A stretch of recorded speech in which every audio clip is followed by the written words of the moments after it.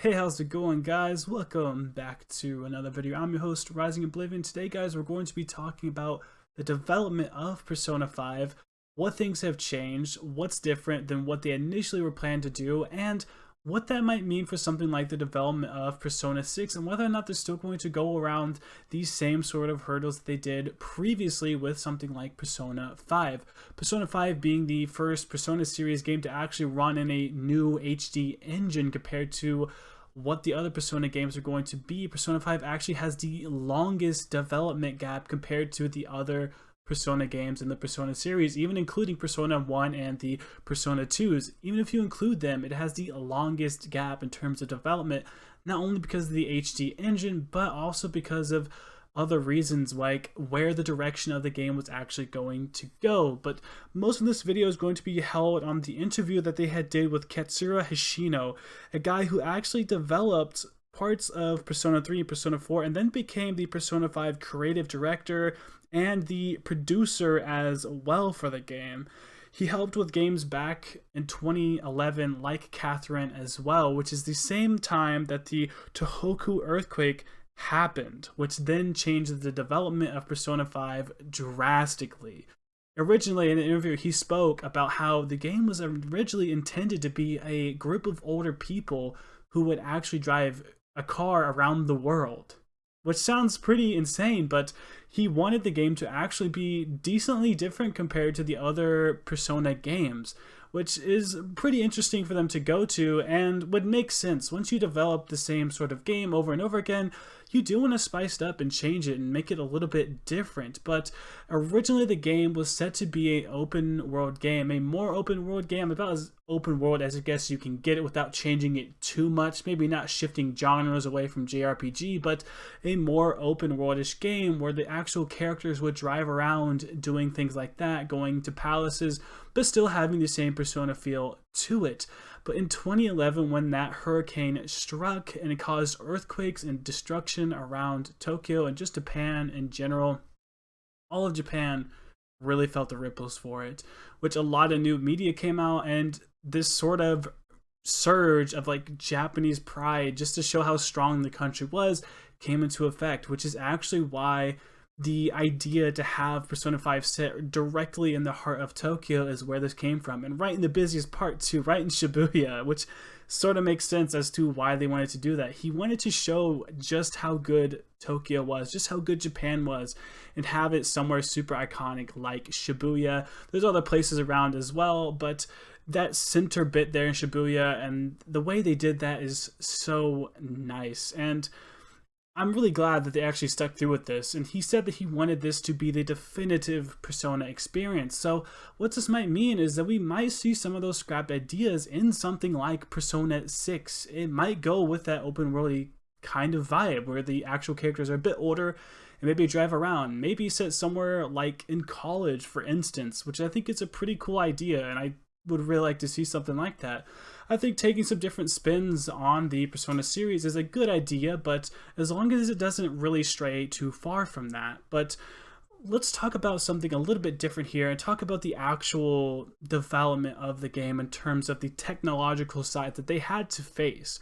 This being the HD engine, Catherine technically was supposed to be somewhat of a tech demo to use HD rendered characters with the same art style that they've used in the Persona series and make sure that it actually functioned and moved around.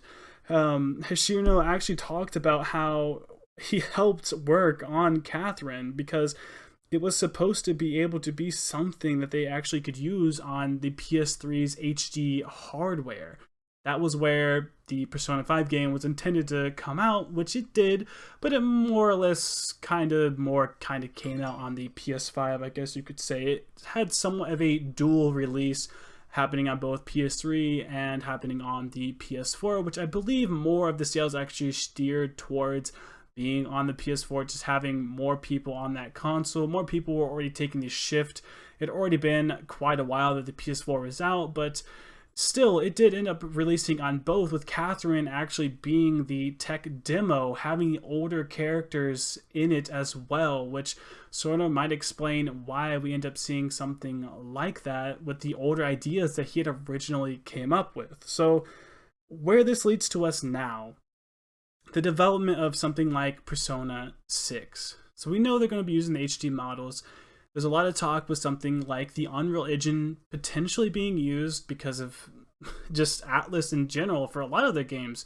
Not even just Persona, but also Shin Megami Tensei 5 in particular. They're looking for people to try and help them use something like the Unreal Engine, which is a HD engine and can look really nice and typically is very user-friendly and easy to develop software for, but they just don't know how to do it. ATLUS doesn't quite know how to do it. P Studios, everybody there, they are new to something like the Unreal Engine. It's not usually used as much as somewhere like around Asian developers. Typically, that's actually more of a Western developer sort of technique when going about their games, using something like the Unreal Engine. But Persona 6 more than likely is going to have some, if not all, incorporations in terms of development with the Unreal Engine, and might have some of those recycled ideas for what Persona 5 was originally going to be. I don't think we're going to see another Persona 5 copy.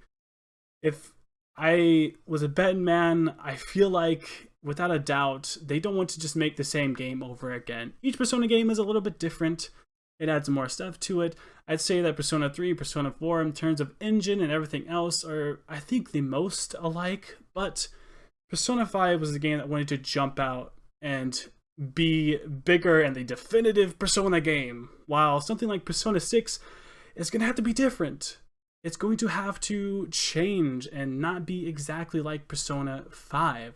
So my predictions is I think they might use some of those recycled ideas and have it be a older group of students and a older just sort of demographic in general, potentially, because Persona 5 is centered really around anybody being able to play it. It is rated M, but I've always loved the memes where it's like, this is the most nicest rated M game ever, which is good for them because it allows them to do really whatever they want.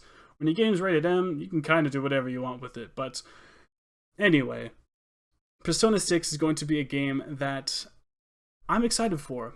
I want to know what they're going to do. Are they going to run with that ideas of having it be a more open worldish game, driving cars around, going around, maybe not so much walking anymore, but actually going to different countries, different places? Maybe it's not set in Japan anymore. Maybe it's set into multiple different locations all around the world.